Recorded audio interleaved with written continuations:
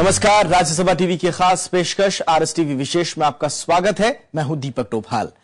France की राजधानी Paris में हुए आतंकी हमले के बाद पूरी दुनिया में आतंकवाद और इससे जुड़ी चुनौतियों पर एक बार फिर से बहस तेज हो गई है।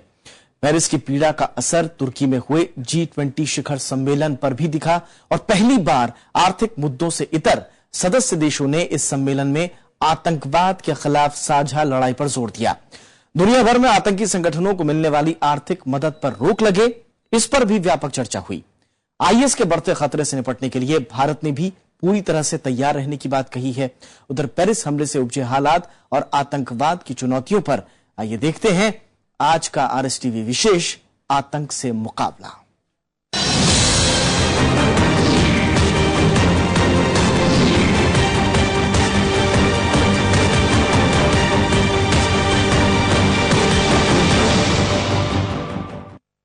तुर्की में हुए G20 देशों के शिखर सम्मेलन में आतंकवाद के खिलाफ साझा कार्रवाई का संकल्प लिया गया। पेरिस में हुए आतंकी हमले के साए में हुए इस सम्मेलन में आतंकवाद के खिलाफ सदस्य देशों ने एक साझा बयान भी जारी किया। सम्मेलन में प्रधानमंत्री नरेंद्र मोदी ने आतंकवाद को वैश्विक चुनौती बताते हुए आतंकवाद से लड़ने के लिए दुनिया के देशों की साझा कोशिशों की हिमायत की है। वहीं रूस के राष्ट्रपति व्लादिमीर पुतिन ने कहा है कि आईएस को 40 देशों के लोगों से मदद मिल रही है।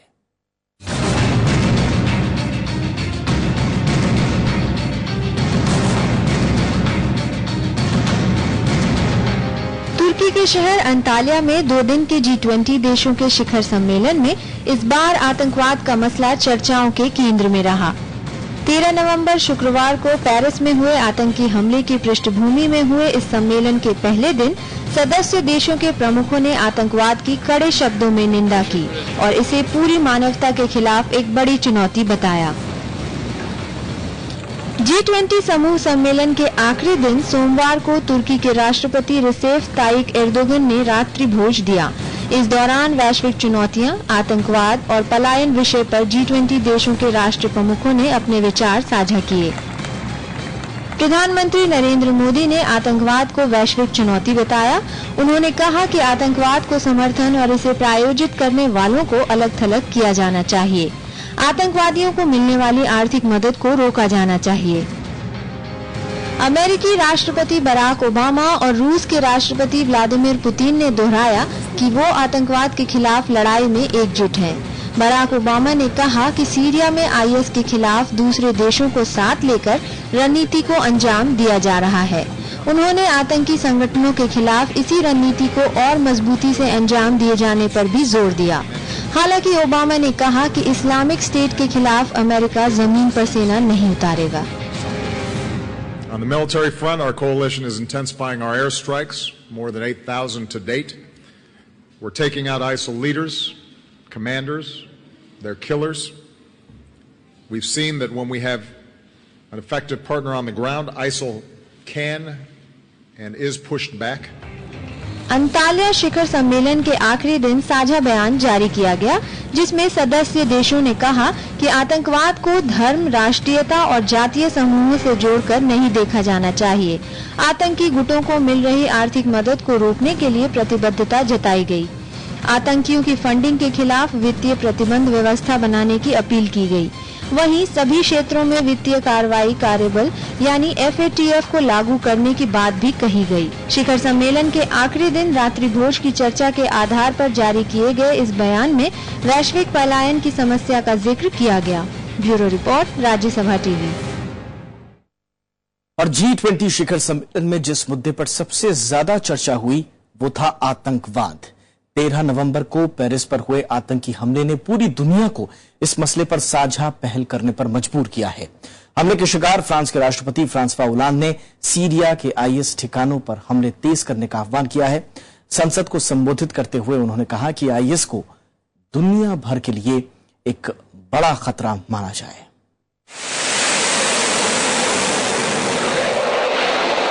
फ्रांसीसी लड़ाकू विमानों का सीरिया के रक्का में आईएस ठिकानों पर हमला जारी है। 10 रफेल और मिराज 2000 लड़ाकू विमानों ने सीरिया के रक्का आईएस ठिकानों को निशाना बनाकर भारी बमबारी की है। फ्रांसीसी रक्षा मंत्रालय ने एक कमांड सेंटर और प्रशिक्षण केंद्र को तबाह करने का दावा किया है। फ्रांसीसी हवाई हमलों को अमेरिका के साथ मिलकर अंजाम दिया गया है। इस बीच अमेरिका और फ्रांस ने खुफिया सूचना का आदान प्रदान बढ़ाने का फैसला किया है। पेरिस हमले के बाद संसद को संबोधित करते हुए राष्ट्रपति ओलांद ने अंतर्राष्ट्रीय समुदाय से सीरिया मुद्दे पर सहयोग की अपील की। उन्होंने सीरिया को आतंकवाद की सबसे बड़ी फैक्ट्री बताया। ओलांद ने कहा कि उनका देश आईएस को खत्म करके ही दम लेगा। La déchéance de nationalité ne doit pas avoir pour résultat de rendre quelqu'un apatride. Mais nous devons pouvoir déchoir de sa nationalité française un individu condamné pour une atteinte aux intérêts fondamentaux de la nation ou un acte terroriste. इधर तुर्की के अंतोलिया में अमेरिकी राष्ट्रपति Barack Obama ने साफ किया कि IS के खिलाफ अमेरिका जमीन पर सेना नहीं उतारेगा। उन्होंने कहा कि सीरिया में आईएस के खिलाफ दूसरे देशों को साथ लेकर रणनीति को अंजाम दिया जा रहा है। On the military front, our coalition is intensifying our airstrikes, more than 8,000 to date. We're taking out ISIL leaders, commanders, their killers. We've seen that when we have an effective partner on the ground, ISIL can and is pushed back. France में आतंकी हमले से जुड़े लोगों की तलाश में 128 से ज्यादा जगहों पर छापेमारी की गई। वहीं शुक्रवार को हुए आतंकी हमले के बाद जिंदगी पटरी पर लौटने लगी है। आतंकी हमले में मारे गए लोगों को श्रद्धांजलि देने बड़ी तादाद में लोग उमड़ रहे हैं। मारे गए लोगों की याद में पेरिस में एफएल टावर समेत दूसरी इमारतों को फ्रांसीसी राष्ट्रीय ध्वज के रंग में रोशन किया गया। Bureau report, Rajya Sabha TV. और पेरिस हमले के बाद भारत में भी आईएस के बढ़ते दायरे को लेकर चिंताएं साफ दिख रही हैं। केंद्रीय गृह मंत्री राजनाथ सिंह ने भारत के प्रति आईएस के बढ़ते खतरे से इनकार नहीं किया है। दिल्ली में एक समारोह में उन्होंने कहा कि देश में आंतरिक सुरक्षा से जुड़े मुद्दों पर बातचीत के लिए जल्द ही मुख्यमंत्रियों की एक बैठक बुलाई जाएगी। पेरिस आतंकी हमले के बाद दुनिया भर में आईएस आतंकियों का खतरा बढ़ गया है। केंद्रीय गृह मंत्री राजनाथ सिंह ने कहा है कि आईएस किसी खास देश के लिए नहीं बल्कि पूरी दुनिया के लिए खतरा है। उन्होंने भरोसा दिया है कि देश आईएस के खतरे से निपटने के लिए पूरी तरह से तैयार है। बताऊं कि ये आईएस का खतरा केवल किसी एक देश का खतरा नहीं है, बल्कि एक ग्लोबल एक चैलेंज है और सभी देशों को मिलकर इसका मुकाबला करने की जरूरत है और भारत भी इस संबंध में पूरी तरह से सजग है। पेरिस हमले के बाद भारत में सुरक्षा एजेंसियों को और चौकस कर दिया गया है, लेकिन जानकारों का मानना है कि कट्टरता की वजह से युवाओं का आईएस की तरफ आकर्षित होना चिंता का विषय है। इंटेलिजेंस एजेंसीज हैं और लोग हैं, वो निगरानी रखें, जरूर रखें और अगर उनको कुछ ठोस कदम उठाने पड़े डी रेडिकलाइजेशन के लिए, जैसे कि मैं समझ ये मेरे ख्याल से दक्षिण भारत में या और कुछ इलाकों में पुलिस के जो अधिकारी हैं उन लोगों ने डी रेडिकलाइजेशन के प्रोग्राम्स शुरू किए हैं। दुनिया भर में पेरिस हमले के बाद सुरक्षा व्यवस्था कड़ी कर दी गई है। लंदन, रोम, वॉशिंगटन समेत दुनिया के दूसरे बड़े शहरों की सुरक्षा को भी बढ़ा दिया गया है। भारत में सुरक्षा एजेंसियों को भी सतर्क कर दिया गया है। हालात को देखते हुए विदेशी दूतावासों की सुरक्षा में भी इजाफा कर दिया गया है। कृति मिश्रा, राज्यसभा टीवी। और G20 शिखर सम्मेलन में पहली बार आतंकवाद पर इतनी गंभीर चर्चा हुई। सदस्य देशों ने आतंकवाद के खिलाफ एक साझा प्रस्ताव भी पारित किया। आमतौर पर G20 की बैठकों में अर्थव्यवस्था से जुड़ी बातचीत होती है और आर्थिक बेहतरी का रोड मैप तलाशा जाता है, लेकिन देखते हैं कि आखिरकार आर्थिक मंच को क्यों आतंकवाद पर कदम उठाने पड़े।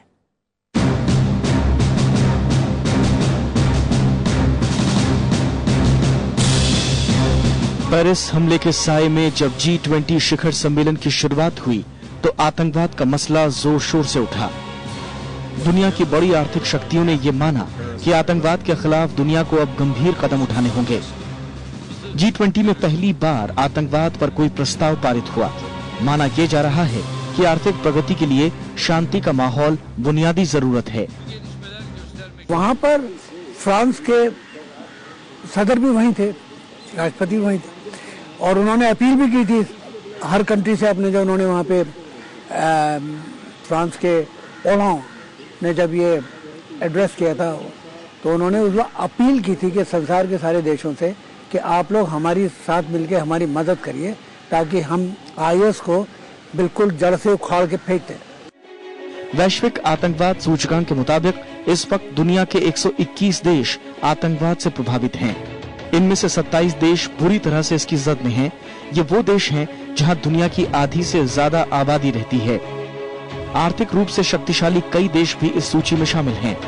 इस वक्त पूरी दुनिया में अर्थव्यवस्था की सेहत भी ठीक नहीं है और यूरोप के कुछ मुल्क तो मंदी की कगार पर खड़े हैं। ऐसे में अगर शांति व्यवस्था ठीक नहीं रही तो निवेश का माहौल बुरी तरह बिगड़ेगा। लिहाजा आर्थिक प्रगति की रफ्तार बढ़ाने के लिए आतंकवाद फिलहाल विकसित देशों के एजेंडे में शामिल हो गया है। All over the world, economies are doing very badly. There is a general recession. Indian economy is also somehow doing well, still struggling. Just imagine, 1 or 2 attacks in India will paralyze further foreign investment in India. Now, this is something Indian government has to be very, very careful about. Europe और America में तो आतंकवादी घटनाएं छिटपुट होती हैं, लेकिन बड़ी तादाद में विकासशील देश इससे पीड़ित हैं। इन मुल्कों में विकसित देशों की कई परियोजनाएं इस वक्त भी जारी हैं। लिहाजा स्थिरता भंग होते ही उत्पादन पर सीधा असर पड़ने की आशंका बनी रहती है। आतंकवाद के खिलाफ G20 की पहल को जानकार सीधे तौर पर आर्थिक मामलों से जोड़कर देख रहे हैं। नवविक्रम सिंह, राज्यसभा टीवी। और फिलहाल रुकते हैं छोटे से ब्रेक के लिए, लेकिन ब्रेक के बाद आपको बताएंगे आतंकवाद के खिलाफ कलाकारों की मुहिम।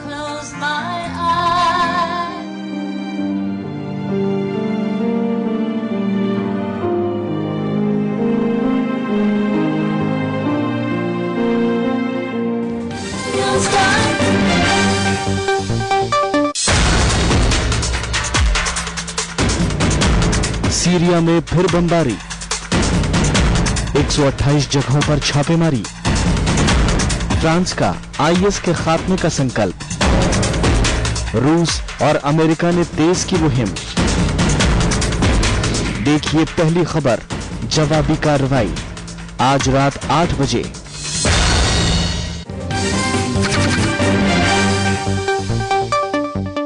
फ्रांस की राजधानी पेरिस में हुए आतंकी हमले से पूरी दुनिया गमजदा है। संदिग्धों की धरपकड़ का काम जारी है और आतंकवादियों की पहचान के लिए फ्रांस पुलिस दिन रात एक किए हुए है। लगभग 7 दशक बाद पेरिस ने पहली बार कर्फ्यू देखा। अंतर्राष्ट्रीय जगत ने जिस तरह इस पर एकजुटता दिखाई है वो बेमिसाल है, लेकिन इन सब के बीच मध्य पूर्व से यूरोप आए हुए शरणार्थियों का संकट भी बढ़ गया है।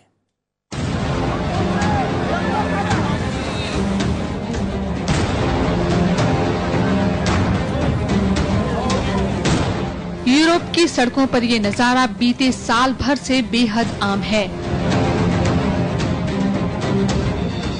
समंदर पार कर यूरोप पहुंचने वाले ज्यादातर शरणार्थी मध्य पूर्व के मुल्कों से आए हैं।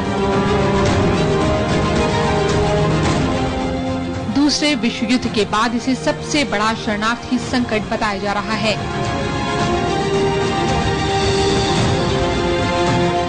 तुर्की, ग्रीस, सर्बिया, हंगरी और ऑस्ट्रिया के रास्ते से ये तमाम शरणार्थी जर्मनी और फ्रांस जैसे मुल्क में बसने की चाहत रखते हैं।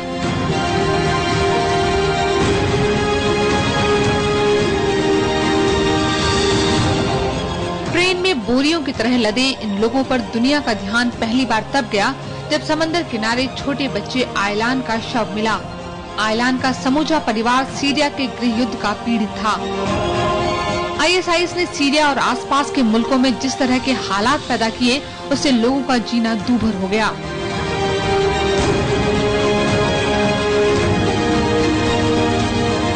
लोग आईएस और सरकारी हमलों के बीच घुन की तरह पिस रहे हैं। ये कहानी 100-200 लोगों की नहीं है, बल्कि दसियों लाख लोगों की जान आफत में है। जीने की चाह में 5 लाख लोग इस साल पलायन कर यूरोप पहुंच चुके हैं। यूरोप में शरणार्थियों के लिए धीरे धीरे हालात सामान्य हो रहे थे, लेकिन इस बीच पेरिस पर आईएसआईएस का खौफनाक हमला हुआ। पूरी दुनिया को स्तब्ध कर देने वाली इस घटना के बाद जांच एजेंसी को एक सीरियन पासपोर्ट बरामद हुआ जो किसी सीरियाई शरणार्थी का था। इसके बाद शरणार्थियों और इस हमले के बीच सूत्र खोजने की कोशिश शुरू हुई। इसके बाद शरणार्थियों को लेकर कई तरह की कानाफूसी शुरू हो गई। हालात ये हो गए कि अमेरिकी चुनाव में इसे मुद्दे के रूप में पेश किया जा रहा है। I am now requesting that the President and the federal government cease sending refugees from Syria to North Carolina until we are thoroughly satisfied with the effectiveness of the federal background checks and security checks conducted on such refugees entering our country. I used to be a fan of Merkel. I used to think she was terrific, a big leader, a great leader. I think what she did to Germany is a disgrace. America के कई प्रांतों में सीरियाई शरणार्थियों के लिए कड़े नियम बना दिए गए हैं। ज्यादातर राज्य शरणार्थियों को दूसरे इलाकों में बसाने की पेशकश कर रहे हैं। ऐसे में शरणार्थियों के कैंप में पहले से ज्यादा डर और संशय देखा जा रहा है। पेरिस हमले के बाद उनके सामने नई चुनौतियां हैं, लिहाजा शरणार्थी खुलकर आईएसआईएस और आतंकवादियों की आलोचना कर रहे हैं। Sommes contre des terroristes, c'est pas bien, très mal les terroristes. Tout le monde la même chez nous. Oui, nous. They are scared, they are afraid, they want to go to another life, to live better where they come from. That's all what they want. Of course, maybe you can find one have been for ISIS, maybe no, I don't know. But what I can see, I didn't see nobody from ISIS.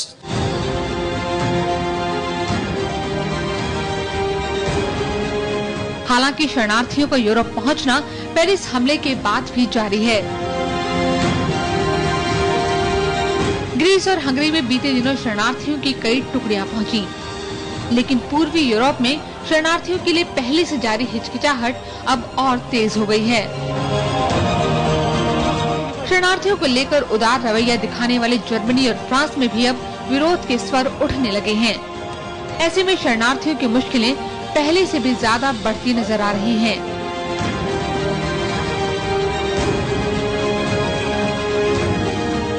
मध्य पूर्व के जिन इलाकों से जान बचाकर लोग भागे थे, वहां अब फ्रांस ने तेज हमले शुरू कर दिए और यूरोप के जिन हिस्सों में ये बसना चाहते हैं, वहां की सरकारों में उनको लेकर शक बैठ गया है। Bureau report, Rajya Sabha TV. बीते शुक्रवार को फ्रांस पर हुआ हमला उसे एक ऐसा जख्म दे गया जो आने वाली कई पीढ़ियां नहीं भूल पाएंगी। यह हमला भारत पर हुए 26/11 हमले के जैसा ही था। माना जा रहा है कि फ्रांस पर यह हमला विश्व युद्ध के बाद हुआ सबसे बड़ा हमला था। फ्रांस ने जिसे अपने खिलाफ युद्ध करार दिया है, देखते हैं उस हमले को कैसे अंजाम दिया गया।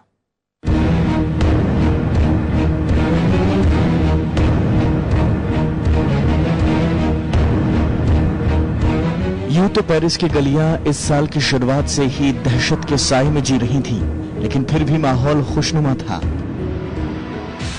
वीकेंड यानी शुक्रवार की रात अक्सर पेरिस जश्न में डूबा रहता है।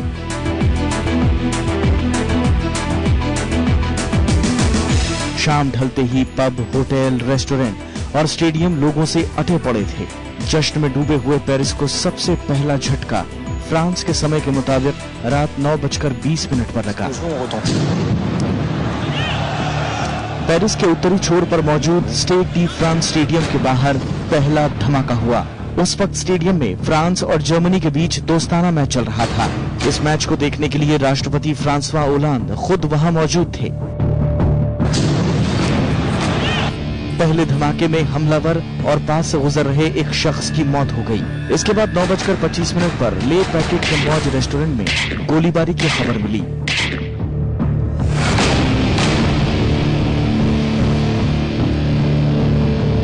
इधर स्टेडियम में इससे पहले लोग कुछ समझ पाते एक और धमाके की आवाज सुनाई दी।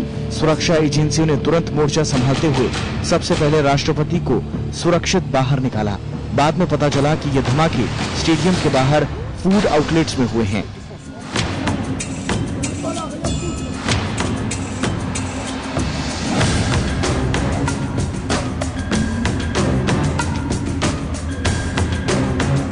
इसके बाद दक्षिण पेरिस में एक बार के सामने हमला हुआ। आतंकियों ने यहां अंधाधुंध गोलीबारी की, जिसमें 5 लोगों की मौत हो गई और कई लोग घायल हो गए। इसके बाद ला बेले एक्यूपे बार में गोलीबारी की खबर मिली। यहाँ 2 हमलावरों ने एक साथ हमला किया। इस जगह करीब 19 लोगों की मौत हुई। इसके बाद पेरिस के ही ला वोल्टायर में आत्मघाती हमलावर ने खुद को उड़ा लिया। पेरिस में सबसे घातक हमला बेटाक्लां हॉल में हुआ। 1500 सीटों वाला ये कॉन्सर्ट हॉल दर्शकों से पूरी तरह से भरा हुआ था। थिएटर में अमेरिकी rock band eagles of death metal का शो हो रहा था। इस हॉल में 3 हमलावरों ने हमला किया और कई लोगों को मौत के घाट उतारने के बाद करीब 100 लोगों को बंधक बना लिया। सुरक्षा बलों की कार्रवाई के दौरान तीनों हमलावरों ने खुद को बमों से उड़ा लिया। फ्रांस के राष्ट्रपति फ्रांसवा ओलांद ने पूरे देश में स्टेट ऑफ इमरजेंसी लागू कर दी और देश की सीमाओं को सील कर दिया गया। अगले दिन सुबह आतंकी संगठन ISIS ने हमले की जिम्मेदारी ली और दावा किया कि हमले को 8 फिदायीनों ने अंजाम दिया है। हालांकि फ्रांस के सुरक्षा बलों ने 7 हमलावरों को मार गिराने का दावा किया, जबकि 8वें हमलावर की तलाश अब भी जारी है। Bureau report, Rajya Sabha TV. और पेरिस में हुए आतंकी हमले की कला जगत की नामी हस्तियों ने कड़ी निंदा की है। अपनी अभिव्यक्ति के जरिए मशहूर कलाकारों ने हादसे में जान गंवाने वाले लोगों के प्रति गहरी संवेदनाएं जताई। लाइक अ प्रेयर प्रस्तुति के दौरान पॉप गायिका मडोना ने कहा कि केवल मोहब्बत ही दुनिया को बदल सकती है। जाते जाते ये खास रिपोर्ट।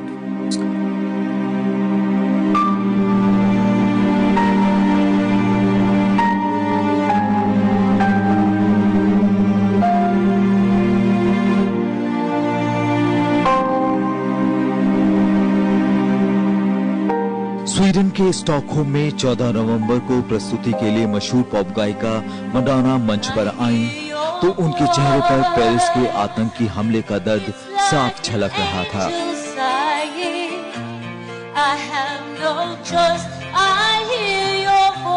पेरिस हमले में जान गंवाने वाले लोगों को श्रद्धांजलि देते हुए मडोना की आंखें भर आईं और गला गूंज गया।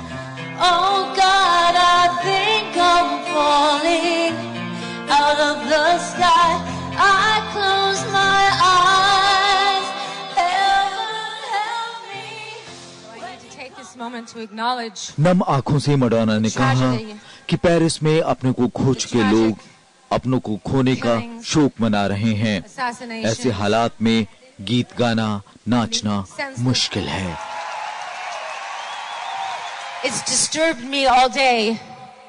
And it's been really hard actually to get through the show because in many ways I feel torn. Like, why am I up here dancing and having fun when people are crying over the loss of their loved ones? Like a prayer show के दौरान Madonna ने आतंकियों की कायराना हरकतों की कड़ी निंदा की। उन्होंने कहा कि आतंकी हमारी आवाज दबाना चाहते हैं, लेकिन हम उन्हें ऐसा कतई नहीं करने देंगे। However, that is exactly what these people want to do. They want to shut us up. They want to silence us. And we won't let them. कलम से निकले शब्द, ऊंची से निकले रंग आतंकवाद की बंदूक की गोलियों से कहीं ज्यादा ताकतवर होते हैं। पेरिस हमले से गमजदा भारतीय कलाकारों ने भी अपना दर्द साझा किया, कहीं चित्रों के जरिए तो पुरी में मशहूर सैंड आर्टिस्ट सुदर्शन पटनायक ने अपनी कृति के जरिए हादसे में जान गंवाने वाले लोगों को श्रद्धांजलि दी। इस घटना पे अपनी जो है अभिव्यक्ति की है, जो है ये हमारा जो इतना बड़ी दुखद घटना है उस पर शोक व्यक्त किया है।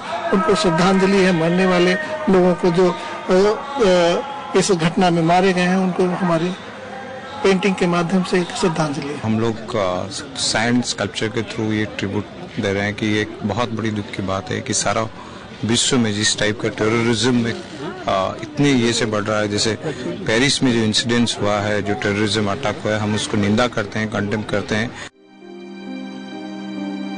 वी स्टैंड विद पेरिस मुहिम के जरिए सोशल मीडिया प्लेटफॉर्म पर दुनिया भर के कलाकारों ने अपनी संवेदनाएं जताते हुए पेरिस के साथ एकजुटता दिखाई, तो दुनिया की तमाम महत्वपूर्ण इमारतें फ्रांस के राष्ट्रीय झंडे की रोशनी में नहाई दिखीं। वहीं आम लोगों ने भी मोमबत्तियां जलाकर अपने दुख का इजहार किया। अमिताभ अरुण दुबे, राज्यसभा टीवी।